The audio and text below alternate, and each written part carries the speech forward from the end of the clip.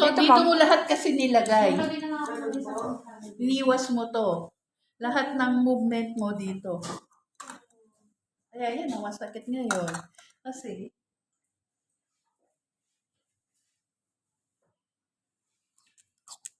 sugatan natin. Huh? Yan yung pinuntahan ko, nag-training ako. Mga kasabayan ko mga doktor. Mag-break ka?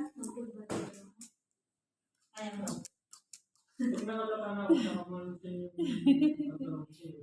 Yes.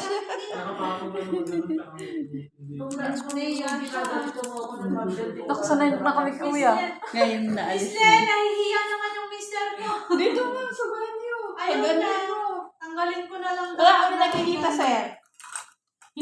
Sanay na kami dyan, kuya.